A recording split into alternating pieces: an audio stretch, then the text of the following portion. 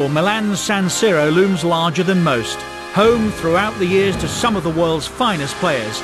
Yet one man has come to symbolise one half of the city more than any other. You're talking about a symbol, you're talking about a player who represents an era, and you're talking about someone who should be imitated.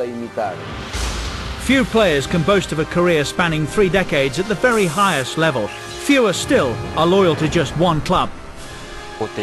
His association with the club is a fairy tale, really. One of the finest defenders football has ever produced, this true legend of the game has become the very embodiment of this truly legendary club. He's a real Rossonero. His soul belongs to Milan. The club, of course, is AC Milan, and the player is Paolo Maldini.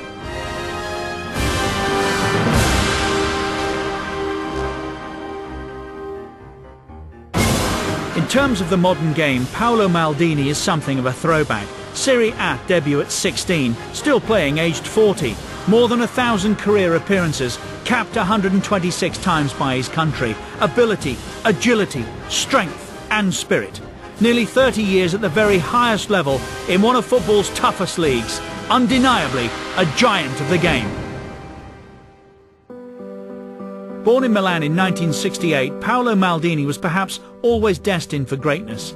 His father, Cesare, was already a Milan legend, having lifted the European Cup for the Rossoneri in 1963. Initially, however, the young Paolo's attention was drawn towards Turin. I used to really like Juventus back then. I watched the Italian team in the 1978 World Cup in Argentina, and that side was mainly made up of Juventus players. He used to have a poster of Bettega. I remember in his bedroom there was a big poster of Bettega. I was the one who gave it to him. The allegiance was not to last. At the San Pio Oratory, the young Paolo enjoyed playing in goal, though his talent as an outfield player was all too obvious. A question posed by his father unwittingly created one of football's most enduring relationships. Paolo would forever be linked with Milan. Obviously, I spent my whole life in the Milan shirt. And even today, I'm a big Rossonero. But I asked him if he wanted to go for a trial with Milan, the Rossoneri, or with Inter, the Nerazzurri. Paolo immediately said, "No, no, Milan. I want to try out for Milan." I bought my boots in the morning and then went to Milan for my trial. They asked me what my position was and I told them that I didn't have one. So they played me in the one position that they hadn't filled, which was on the right wing. And they signed me up pretty much immediately, on that first day. The name Maldini once again belonged at Milan as Paolo followed in his father's footsteps. Yes, at first you could have thought that it was inevitable that he'd train with us in the first team, simply because of his surname. And we didn't know what to expect, as that's an important surname in Milan's history. He didn't talk about it, but you could see it a bit at the beginning.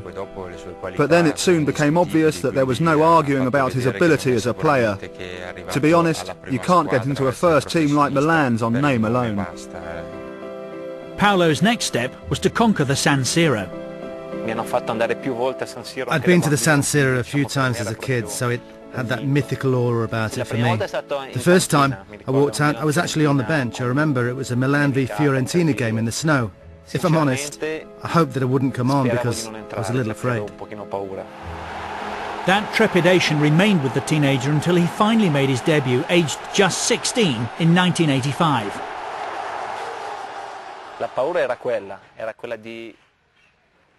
That was scary, but the idea was always to be good enough to play at that level. I remember after the first few minutes I got the ball and I passed it back to the keeper, and it was only then that it dawned on me that I was finally playing in Serie A.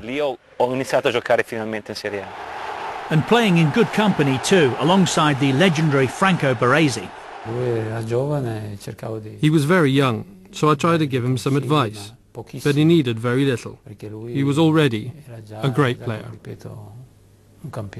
It was immediately obvious that here was a top-class player. Even at 17, he had a strong character and was eager to learn.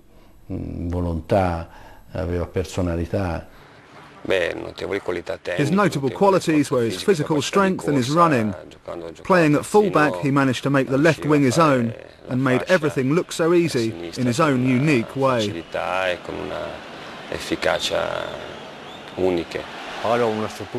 has an extraordinary physique. When he'd have 50, 60 or 100-metre races, he'd always be first. So he's got the physique of an athlete, not just a footballer.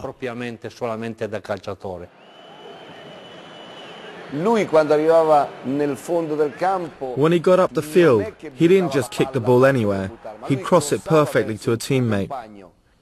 So he had this great talent, great balance and great technique. As a result, he was a complete player.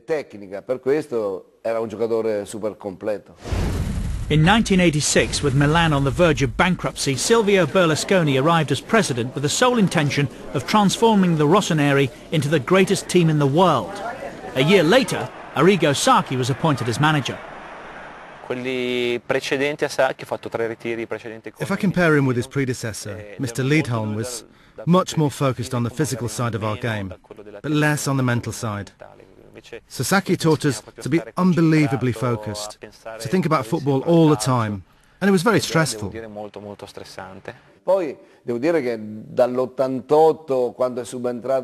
From '88, when Sacchi arrived, they had a much more competitive team.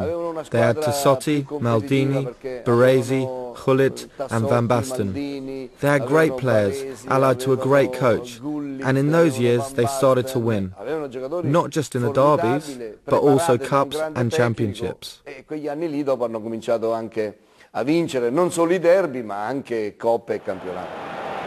As the rest of the world looked on in envy, somewhat unusually, it was not only the forwards who attracted all the attention. The spine of that team was very important. The defence was extremely strong. We managed to become a very well-drilled unit. In that defence, all four of us were able to move in the same way or read the game in exactly the same way. I think that was our success. And it wasn't even just the four of us either. There were five, as Filippo Galli was also part of that defence. It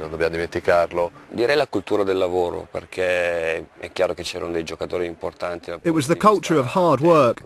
Obviously we had good technical players like Gullit and Van Basten, but we had a strong Italian spine led by Baresi, Maldini, Costa Curta, Tassotti, Donadoni and Ancelotti. Very important players who were also top class.